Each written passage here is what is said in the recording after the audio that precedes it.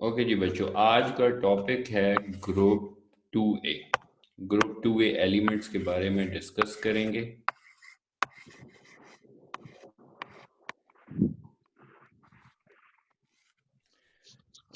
Group 2A के जो elements हैं वो हैं beryllium, magnesium, calcium, strontium, barium. Radium को रहने दें, वो रेडियो एक्टिव है। अगर हम इसकी कुछ मेन प्रॉपर्टीज जो ग्रुप 2A की है उसको रिव्यू करना चाहें कि ग्रुप 2A में क्या खूबियां होती हैं। नंबर 1,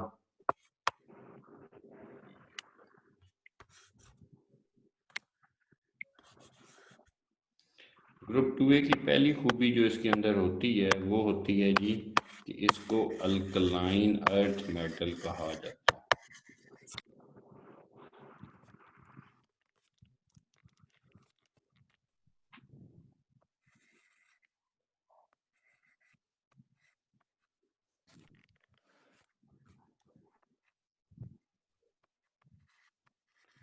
ये पहली खूबी हो गई। और दूसरी खूबी इसके अंदर NS2 इलेक्ट्रॉनिक कॉन्फ़िगरेशन है। एक और खूबी इसके अंदर क्या होती है जी, +2 ऑक्सीडेशन स्टेट।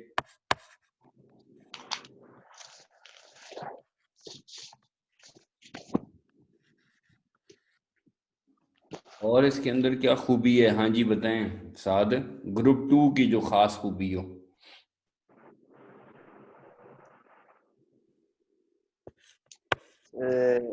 स्पेसिफिक हम आप भी बता सकते हैं बेटा। सर आयनाइजेशन एनर्जी 1A से ज़्यादा होती है।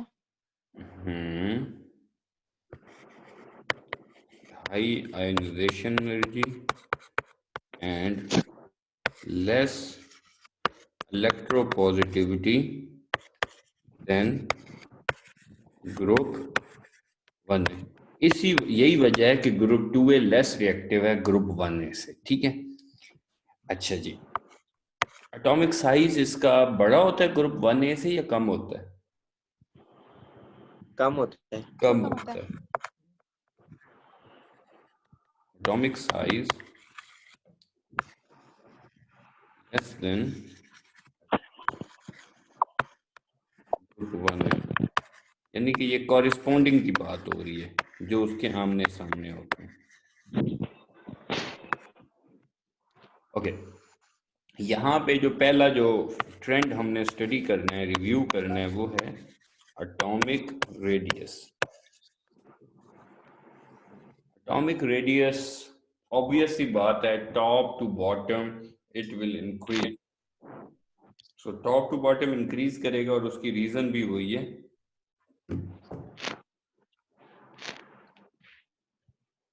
atomic radius top to bottom increase due to shells increases.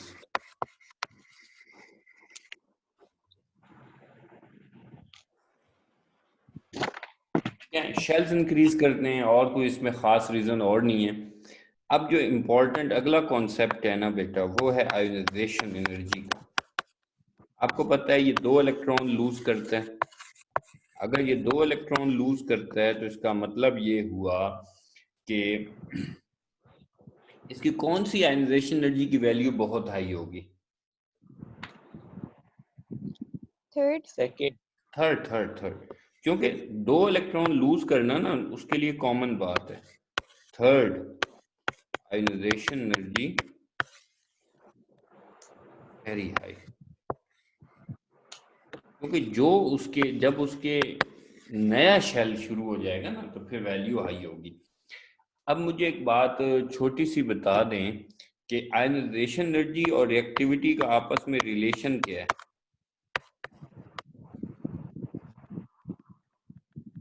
Direct. Reactivity of metals direct नहीं हो सकता, इनवर्स। आयोनाइजेशन एनर्जी जितनी लो होगी रिएक्टिविटी उतनी ज्यादा होगी। ठीक है, इलेक्ट्रोनेगेटिविटी मेटल्स में तो ये डिस्कस ही नहीं होनी चाहिए। टॉप टॉप टू बॉटम क्या होगी, डिक्रीज। उसकी वजह, अब टॉप पे आपके पास बेरिलियम मौजूद है और बॉटम पे आपके पास बेरियम, स्ट्रोंशियम, बेरियम मौजूद है। अब beryllium to barium electronegativity decrease कर रही है, इसका मतलब है बेरिलियम की इलेक्ट्रोनेगेटिविटी हाई है और इसी वजह से इसमें नॉन मेटेलिक करैक्टर मौजूद है। अब ये जो नॉन मेटेलिक करैक्टर कौन कौन सा मौजूद है बेरिलियम में, आपको काफी सारी बातें पता होंगी। एक, बेरिलियम कोवलेंट बॉन्डिंग कर सकता है। और कोई खूबी?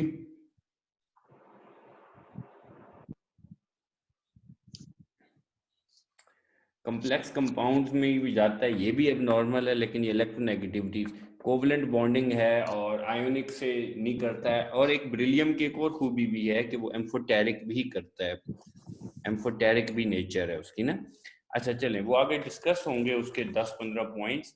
मेल्टिंग और बॉइलिंग पॉइंट को डिस्कस करते हैं जी। ग्रुप 2A में melting point and boiling point, क्या रिलेशन होगा जी आपस में मेल्टिंग पॉइंट और बॉइलिंग पॉइंट का बच्चे? Top to bottom it will decrease. अब टॉप टू बॉटम डिक्रीज क्यों होगा? ये हमने कल भी इस बात को पढ़ा था कि जितना एटम का साइज सॉलिड्स में छोटा होगा वो आपस में टाइटली हेल्ड होंगे, ठीक है। जितना साइज बड़ा हो जाएगा तो वो इंटर एटॉमिक फोर्सेस जो हैं वो वीक हो जाती हैं, मतलब जितना वो स्मॉल होते हैं यूनिटी उतनी ज्यादा होती है। तो melting boiling point top to bottom decrease करेगा। यहाँ तक कोई चीज पूछनी है ये फिजिकल कैरेक्टरिस्टिक्स में? जी साद, माहम, नो सर, क्लियर है सब कुछ। क्लियर है जो इंशाल्लाह। नेक्स्ट है जी पेज नंबर 32 पे, trends in reactivity with water, ठीक है, रिएक्टिविटी विद वाटर।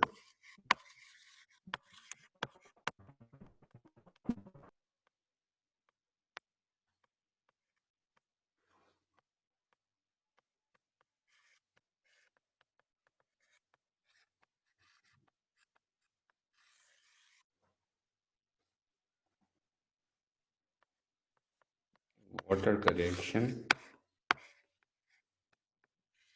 बेरिलियम से, वाटर का रिएक्शन मैग्नीशियम से, वाटर का रिएक्शन कैल्शियम से, स्ट्रोंशियम से और बेरियम से। सो वाटर का बेरिलियम से कोई रिएक्शन नहीं होता। वाटर का मैग्नीशियम से दो किस्म के रिएक्शंस हैं। अगर तो वो स्टीम से रिएक्ट कर रहा है तो MgO बनाएगा, अगर यहाँ पे स्टीम है, और अगर कोल्ड वाटर है तो MgOH ट्वाइस बनाएगा, ठीक है। और बाकी जितने भी हैं, कैल्शियम पानी से रिएक्ट करेगा तो कैल्शियम हाइड्रोक्साइड, ये सारे कोल्ड वाटर वाले हैं, कोल्ड वाटर। स्ट्रोंशियम पानी से रिएक्ट करेगा तो स्ट्रोंशियम हाइड्रोक्साइड बनाएगा। साथ ऑब्वियसली एक गैस रिलीज होगी सबके साथ। कौन सी गैस रिलीज होगी जी साथ? Sir hydrogen gas. Hydrogen gas. ये दोबारा देखें, water plus beryllium no reaction, water plus magnesium in the presence of steam MgO, water plus magnesium in the presence of hot water, sorry cold water, MgOH twice.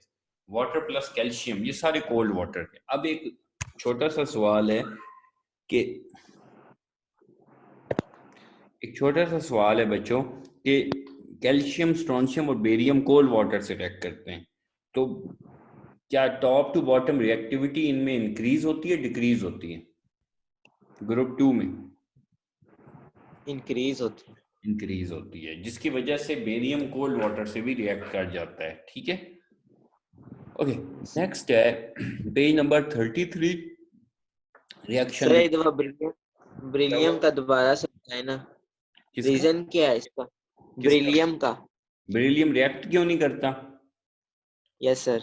Beryllium की चंद खूबियां आपने याद रखनी है कि पहली खूबी जी स्मॉल साइज, दूसरी हाई आयोनाइजेशन एनर्जी,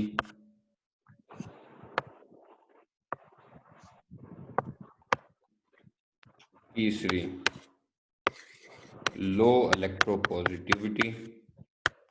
ये एक्चुअली इसके अंदर आयोनाइजेशन एनर्जी इतनी ज्यादा है कि ये इलेक्ट्रॉन लूज ही नहीं कर पाता स्मॉल साइज होने की।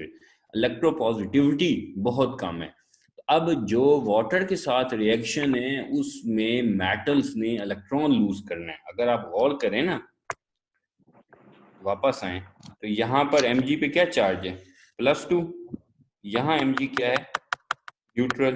तो एक्चुअली इस रिएक्शन में मेटल्स ने इलेक्ट्रॉन लूज करना है, जबकि जो हमारे पास जो बेरिलियम है उसकी तो आयनाइजेशन एनर्जी बहुत हाई है, और ionization energy top to bottom decrease होती है, और उस वजह से जब top to ionization energy decrease होती है तो रिएक्टिविटी इंक्रीज होती है। ठीक है, तो ये तीन खूबियां ऐसी हैं जो कि इसको क्या बना देती हैं, इनर्ट, या आप कह लो कि जो इसको लेस रिएक्टिव बना देती हैं।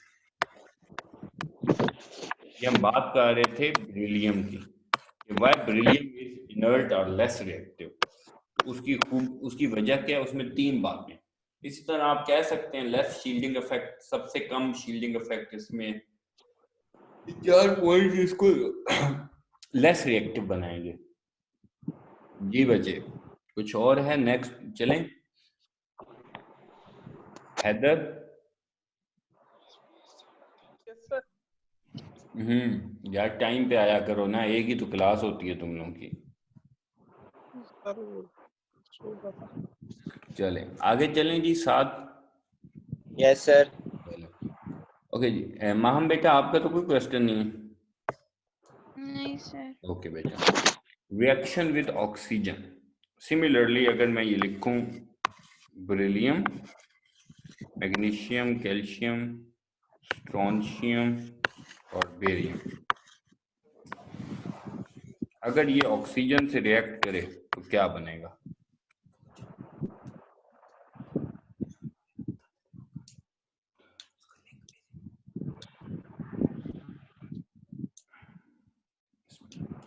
ऑक्साइड बनाएगा सर, नॉर्मल ऑक्साइड।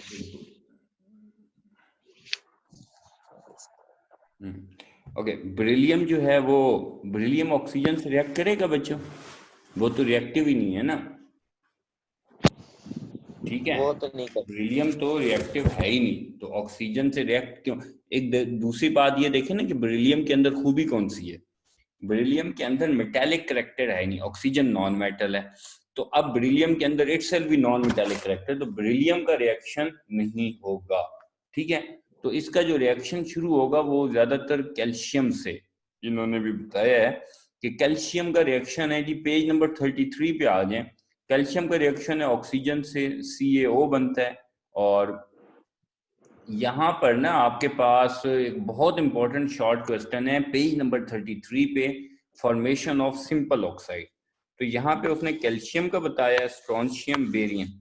तो इसमें बच्चों जो बेरियम है ना ये पर ऑक्साइड की तरफ जाता है, ये पर ऑक्साइड बनाएगा। ये वाले तीनों जो हैं ये ऑक्सीजन के साथ रिएक्ट करके नॉर्मल ऑक्साइड बना सकते हैं। बेरिलियम का डायरेक्ट ऑक्सीजन से रिएक्शन नहीं होता। ठीक है, या बहुत हाई कंडीशंस में हो सकता है। अब नॉर्मल ऑक्साइड -2 चार्ज ऑक्सीजन पे, पर ऑक्साइड -1 चार्ज। एक बड़ा इंपॉर्टेंट शॉर्ट क्वेश्चन है, शायद पहले भी कभी जिक्र हुआ होगा कि beryllium oxide is amphoteric in nature. Beryllium oxide is amphoteric in nature. इसमें जो प्रॉपर्टीज का पॉइंट नंबर 3 है उसमें बेरिलियम ऑक्साइड का एसिड और बेस दोनों से रिएक्शन लिखा हुआ है। ठीक है, ये जरा चेक करें, BeO + HCl, BeO + NaOH, very important reaction. इसको मार्क कर लें, बुक में याद रखिएगा, ये बड़ा कॉमन क्वेश्चन है, पूछा जाता है कि वाई बेरिलियम ऑक्साइड इज, ये एक जगह और भी जिक्र होगा बुक में। अच्छा, आपने साद एक बात पूछी थी कि बेरिलियम के बारे में कि ये लेस रिएक्टिव क्यों है और ये तो एक पॉइंट नंबर 4 है बच्चों प्रॉपर्टीज में, नजर आया पेज 33 पे? Yes sir. ठीक है, इसको अगर हम पढ़ें तो लिखा हुआ है due to small size of beryllium ion it is covalent. ये आपको एक याद होगा, कोई रूल पढ़ा था हमने आयंस के बारे में, ग्रुप 4A में। कौन सा रूल था माहम बेटा? फुजन। फुजन रूल क्या होता है कि जितना केटाइन छोटा होगा उतना उसमें कौन सा करैक्टर ज्यादा होता है? कोवलेंट। शाबाश। तो अब उसने जो पॉइंट नंबर 4 लिखा है ना कि due to small size of beryllium ion BeO is covalent, ठीक है, although BeO covalent okay okay. पर ऑक्साइड पे आए तो बेरियम एक, अगर आपको याद होगा कल हमने ग्रुप 1A में ये पढ़ा था कि सोडियम पोटाशियम, जो सोडियम है ना वो पर ऑक्साइड बनाता है, मगर ग्रुप 2A में नीचे जाकर आखिरी एलिमेंट बनाता है, क्योंकि ग्रुप 2A कम रिएक्टिव है, टॉप टू बॉटम उसकी रिएक्टिविटी इंक्रीज होती है। तो इसमें बेरियम प्लस ऑक्सीजन BaO2 बना हुआ है और आगे उसका रिएक्शन है, ठीक है। आगे रिएक्शन विद नाइट्रोजन है, calcium plus nitrogen, calcium nitride है सिंपल, और कैल्शियम नाइट्राइड का वाटर से रिएक्शन तो कैल्शियम हाइड्रोक्साइड, ये एक सिंपल सी एक इक्वेशन है और कुछ नहीं। नेक्स्ट है पेज नंबर 34 पे बच्चों, वेरी इंपॉर्टेंट चीज है जी हमारे पास, सॉल्युबिलिटी ऑफ हाइड्रोक्साइड्स। तो ये बड़े इंपॉर्टेंट हैं हाइड्रोक्साइड्स। अब ग्रुप 2A के हाइड्रोक्साइड कौन कौन से हैं? बेरिलियम हाइड्रोक्साइड है, मैग्नीशियम है, कैल्शियम है। तो number 1 solubility increases down the group, मतलब कि कौन सा हाइड्रोक्साइड ग्रुप 2A का ज्यादा सॉल्युबल है? Barium hydroxide. सबसे लेस सॉल्युबल हाइड्रोक्साइड कौन सा है बेटा ग्रुप 2A का?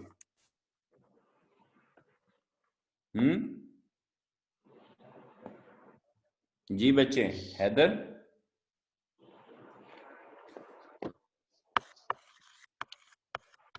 नहीं सुनाई दे रहा?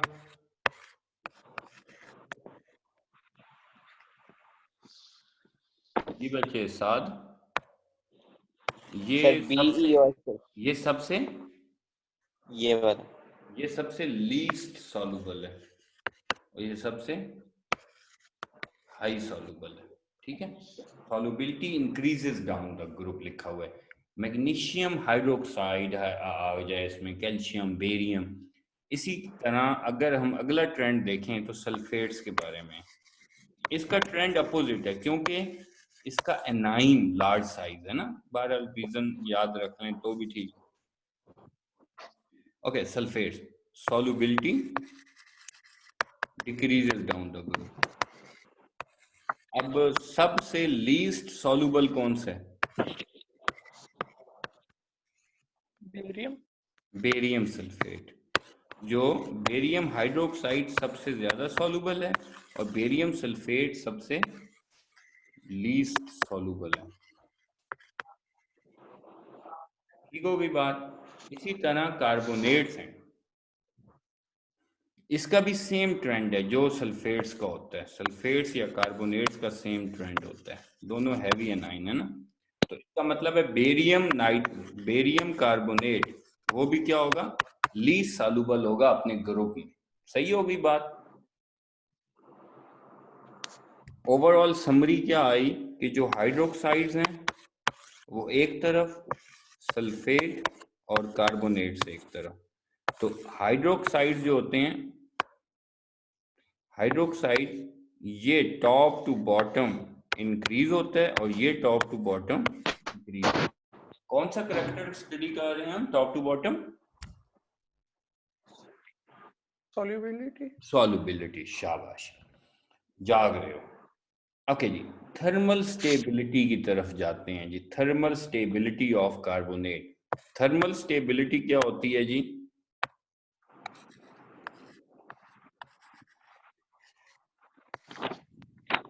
थर्मल स्टेबिलिटी के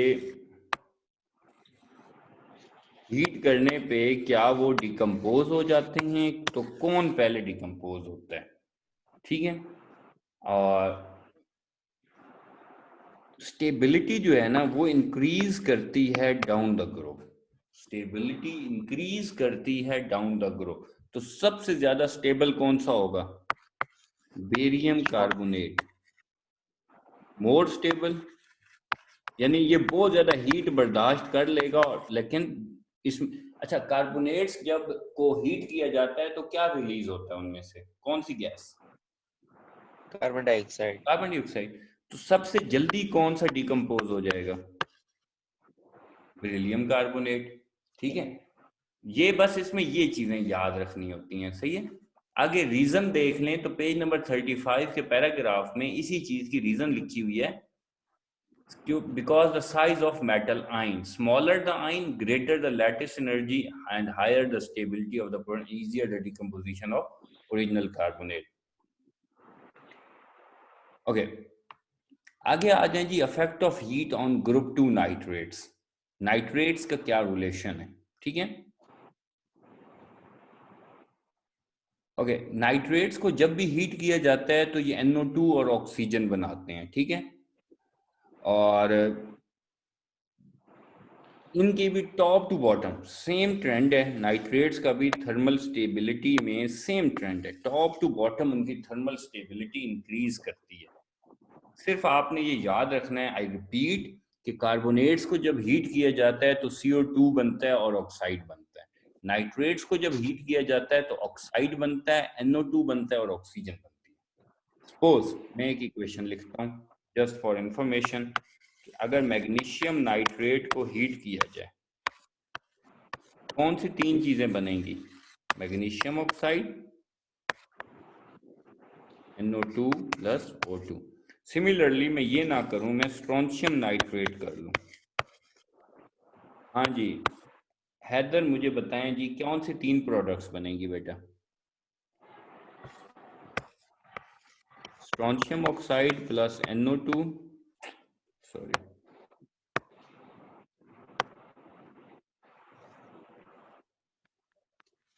NO2 प्लस O2। ठीक है, लेकिन अगर मैं इसी के साथ चेंजिंग कर लूं, छोटी सी चेंजिंग कर लेता हूं,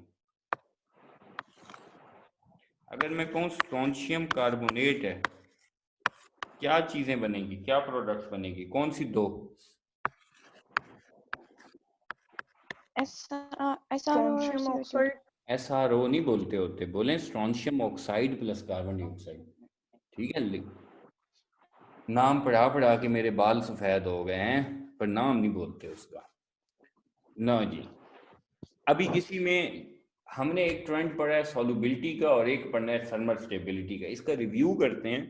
सॉल्युबिलिटी में हमने पढ़ा है कि हाइड्रोक्साइड की सॉल्युबिलिटी टॉप टू बॉटम क्या होती है? इंक्रीज। कार्बोनेट्स और सल्फेट की टॉप टू बॉटम डिक्रीज होती है। फिर हमने पढ़ा है थर्मल स्टेबिलिटी का, कार्बोनेट्स और नाइट्रेट्स दोनों की thermal stability top to bottom increase होती है। और फिर हमने पढ़ा कि नाइट्रेट्स को, कार्बोनेट्स को जब भी हीट किया जाता है तो उनके ऑक्साइड और CO2 बनता है, और नाइट्रेट्स को जब भी हीट किया जाता है तो उनके ऑक्साइड NO2 बनता है और ऑक्सीजन बनती है। अभी किसी को इस तक, यहाँ तक कोई कंफ्यूजन है तो मुझे बताएं, फिर हम आगे चलते हैं। हाँ जी 7 बचे। No sir. जी माहम बेटा। कोई कंफ्यूजन नहीं है। ओके जी, वेरी इंपॉर्टेंट, यानी कि मोस्ट इंपॉर्टेंट, बेरिलियम जो है अपने ग्रुप मेंबर से कैसे डिफरेंट है? पहली चीज कि बेरिलियम सबसे ज्यादा हार्ड है, बेरिलियम हार्ड है सबसे ज्यादा अपने ग्रुप में।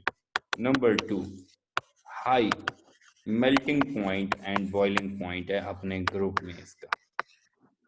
एंड नंबर 3, ये हम पहले भी जिक्र कर चुके हैं कि ये कोवलेंट बॉन्डिंग जो इसके अंदर है वो पूरे ग्रुप में किसी में भी नहीं है। नंबर 4 कि ये इतना ढीठ है कि do not react with water, do not react with water, ये पानी से रिएक्ट नहीं करता, बाकी तमाम रिएक्ट करके हाइड्रोजन गैस बनाते हैं। बेरिलियम जो है वो do not react with hydrogen, ये हाइड्रोजन से रिएक्ट नहीं करता, बाकी तमाम मेंबर्स हाइड्रोजन से रिएक्ट करते हैं। Beryllium is the only element that react with NaOH. That react with NaOH. या आप ये भी कह सकते हैं कि beryllium is the only element that can react with acid and base both.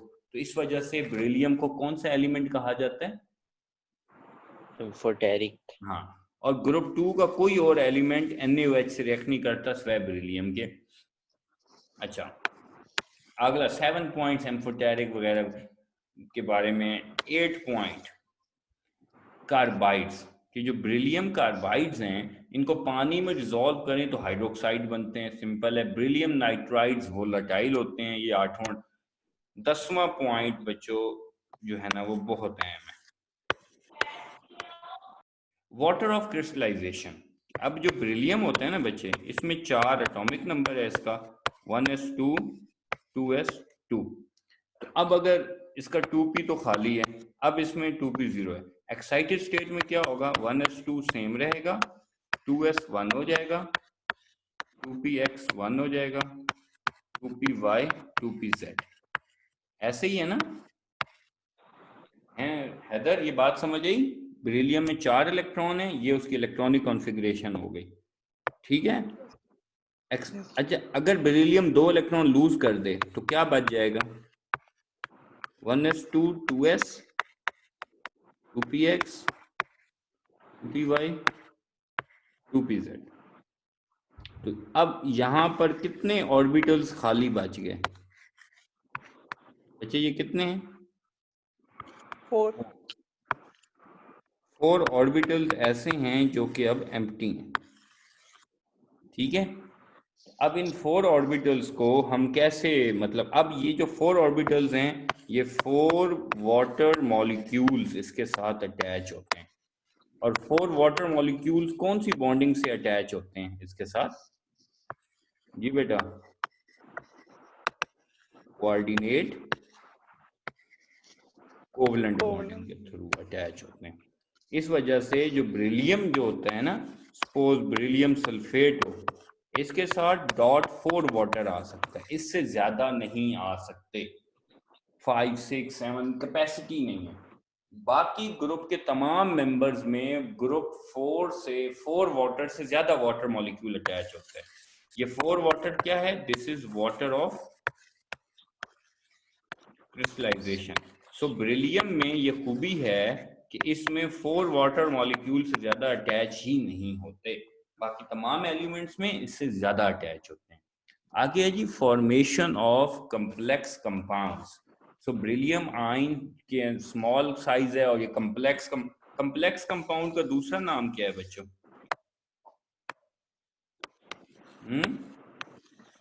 Coordination compound, जो आपने अगले ये जो चैप्टर 14 में भी पढ़ा हुआ है, जिसको जो कौन से एलिमेंट्स कम्प्लेक्स कंपाउंड ज्यादातर बनाते हैं, कौन से मेटल्स?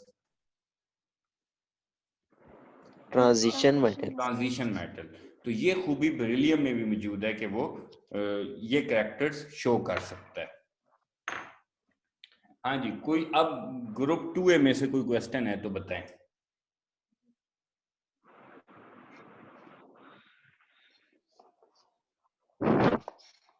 कोई है?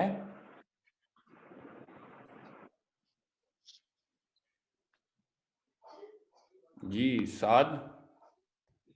No sir. हाँ जी हैदर? No sir. यार एक काम किया करो कि आप लोग जो है ना, इससे पहले क्लास से पहले एक बार पढ़ लिया करो कि आज हमने क्या पढ़ना है, ताकि आपके पास कोई क्वेश्चंस हों तो आप मुझसे वो पूछ सको पहले से ही ना।